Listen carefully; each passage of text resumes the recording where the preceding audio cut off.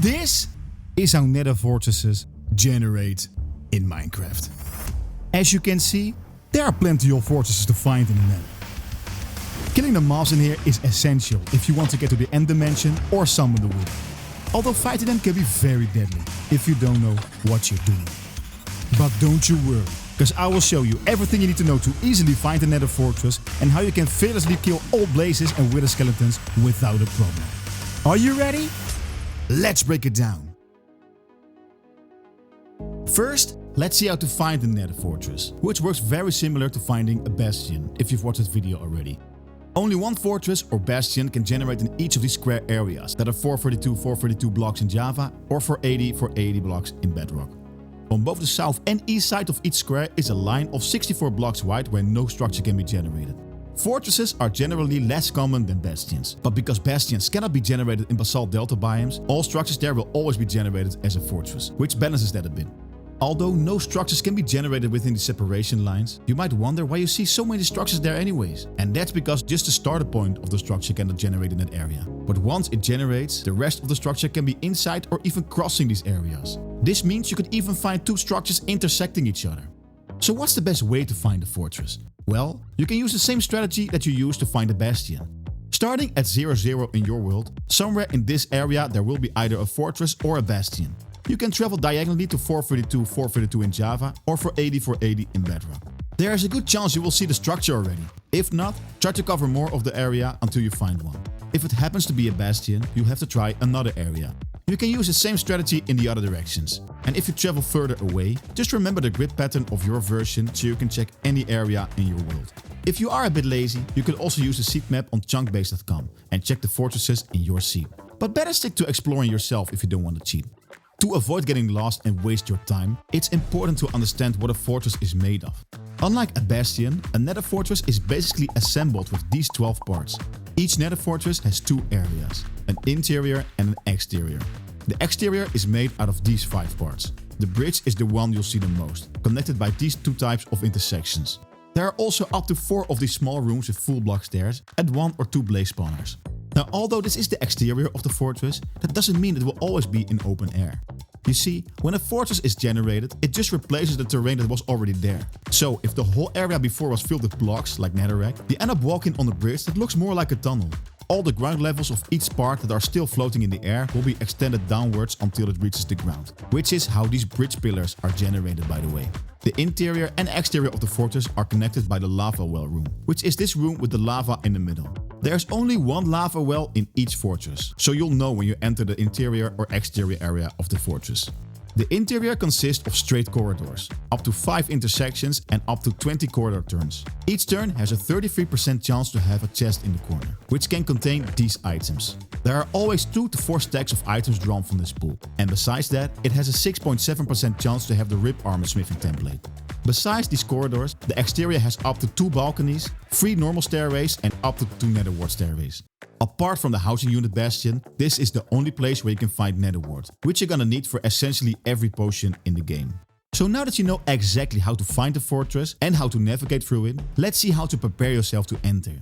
Like for every structure, take the armor you think you're gonna need, but remember to always wear your golden helmet to prevent piglins outside the fortress from attacking you. Falling down the lava or getting burned by blazes are the most common ways to die here. Protection 4 enchanted armor will reduce fire damage by a lot and will give you more time to get out of the lava. Regular netherite armor also greatly reduces fire damage, and combined with protection 4, lava will be practically harmless to you. Another way to protect yourself from fire damage is by using a potion of fire resistance. You can simply get this potion by bartering with piglins. For every golden ingot you give, you have a roughly 3.5% chance to receive either a normal or a splash potion of fire resistance. Both give complete immunity to fire damage for 3 minutes. Keep it always easy to reach for emergencies. When you're falling down the lava, don't panic and stay calm. If you have a splash potion with you, look straight up and throw it. The potion will fall on you just after you enter the lava. If you have a normal potion, then just eat it. Either way, you're now fully protected from further fire damage and you can bring yourself to safety. Besides your armor and optional fire resistance potions, it's always best to take a sword, a shield, a bow and arrows, enough food and 2 or 3 stacks of any solid blocks. These are the 5 mobs that can spawn inside a nether fortress. 64% of these mobs will spawn as a blaze or wither skeleton, which are both exclusively found in this structure. The remaining 36% will spawn as a zombified piglin, magma cube or skeleton. But let's start with the most important mob of the Nether Fortress, the Blaze. The Blaze is a flying mob that spawns throughout the fortress and from the Blaze spawners. They spawn in groups of 1 to 3 at a light level of 11 or lower. When killed, it has a 50% chance to drop 1 blaze rod, or up to 4 if you have looting free on your weapon. 1 blaze rod can be crafted into 2 blaze powders, which are essential to brew potions and to craft Eyes of Ender, so you can find and open the end portal. Blazes attack by shooting fireballs at you. They can already see and attack you from 48 blocks away.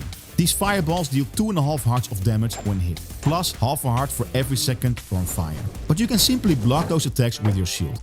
As long as you hold your shield up, you are safe from their attacks. You just have to time your attacks right, which is not as hard as it seems. You see, when a blaze is about to shoot, you will see it burn with fire for 3 full seconds until it shoots fireballs. After that, it does nothing for 5 more seconds until it does it all over again. So when you don't see any flames, you can safely hit them or shoot them with your bow. But be aware that they can still hit you when you come close to them, dealing 3 hearts of damage without armor. But it's barely half a heart when wearing diamond armor, so don't worry too much about that. You can hit and kill the blaze with snowballs, but it's not so efficient. Shooting them with a bow is easy of course, but you cannot hold your shield up while using the bow. So make sure you have enough distance. Otherwise, use your sword, especially if you have looting free applied on it, so you can get more blaze rods. The blaze rod might drop into the lava if the blaze was flying above it when you killed it, so be aware of that. If you don't want to take any risks, you can just drink that potion of fire resistance I mentioned before and the fireballs will be completely harmless to you. Using these techniques, you will have enough blaze rods in minutes to craft enough Eyes of Ender and to brew your first potions. But if you want to have a lot more than that, you can easily turn the blaze spawner into a blaze farm, which will give you hundreds of blaze rods per hour and a lot of XP with it. In a future video, I will teach you exactly why and how blaze farms work, so that you can simply design one yourself instead of letting someone else tell you how to build their farm step by step. But for now, let's continue with the next mob. Wither skeletons spawn at a light level of 7 or lower throughout the fortress, in groups of 5 in Java or 2 to 3 in Bedrock. When killed, they have a 2.5% chance to drop a wither skull, or up to 8.5% with looting free applied. It takes on average 40 wither skeletons to get 1 wither skull. Looting free increases your chance to 1 skull every 19 wither skeletons in Java or 12 in Bedrock. But of course, that's the average and it can be different for you. But there is one way to have a 100% wither skull drop, but it's not that easy. You need to get a charge creeper into the nether, lead it to the fortress and let it explode and kill the wither skeleton. In Bedrock, every wither skeleton killed by that explosion will drop a wither skull. But in Java, only 1 will drop a wither skull, so that's even more of a hassle. You need 3 wither skulls to summon the wither, and the reason you want to summon the wither is because it drops the nether star when killed, which you need to craft a beacon. Wither skeletons just wander around until they spot you from 60 blocks away and start chasing you. You're slightly faster than them when you're just walking, so you should be able to get away on time. Each hit deals 4 to 4.5 hearts of damage, and they will also give you the wither effect for 10 seconds, which deals half a heart of damage every 2 seconds and turns your health bar black, which makes it hard to see how much health you've left. While regular poison won't let your health go lower than half a heart, the wither effect can eventually kill you, so be careful with that. If you have a bucket of milk, you can cure the poison instantly. But killing wither skeletons is actually not that hard. You just have to stay well aware of your surroundings, so that you will not be attacked in your back and that you always have a safe space to go to. Wither skeletons are 2.4 blocks tall, so they cannot walk through 2 block high spaces like you can. So if you simply place blocks above their pathway, 3 blocks above the ground, you will block their road while you can simply continue. Then you can just kill them with the sword. Or if you want to be extra safe, you can use a spear to keep more distance.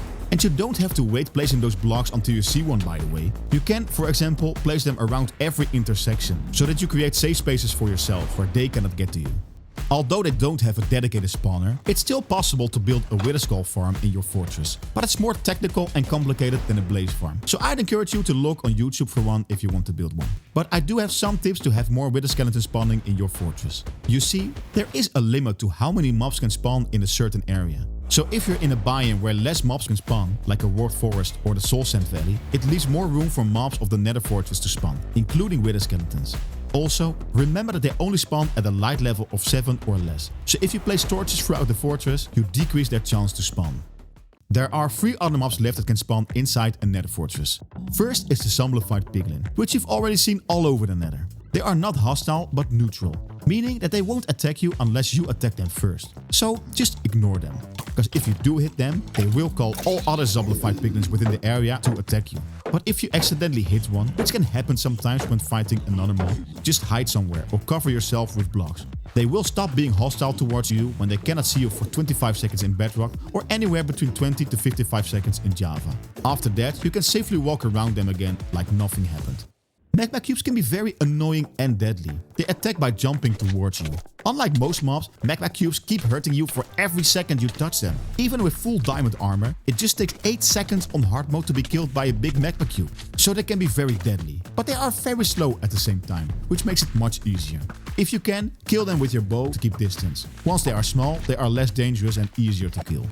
And the last mob is the skeleton, which you obviously know already. He shoots arrows at you when you are within a 15 block range. Just hold your shield up when it's shooting.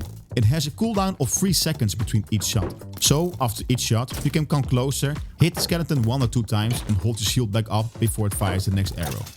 As I mentioned before, there are more mobs you must be aware of other than the ones that spawn inside. And that depends on the nether biome you are in. Most notably the ghast, which can spawn in soul sand valleys, basalt deltas and nether wastes. If you see one, try to shoot it with your bow or deflect his fireball attack. Or just run to the interior of the fortress where they cannot see you. Boglins spawn in crimson forests. You can shoot them with your bow if they are still at distance. Or place a wart fungus on the floor to keep them away, although you cannot place them on nether bricks. And finally, endermen spawn in warped forests. If you see one, just don't look at them in the eye and they will leave you alone. But if an enderman does attack you though, just dig a 2x1 hole in the wall and go 2 or 3 blocks inside. Endermen are 3 blocks tall and can't reach you there, while you can easily kill them. If you found this video helpful, please leave a like and subscribe to don't miss any future videos. If you want to see more videos than just my tutorials, consider becoming a member. You get access to sneak peeks, behind the scenes and some other extra videos. Thank you for watching and I will see you in the next one.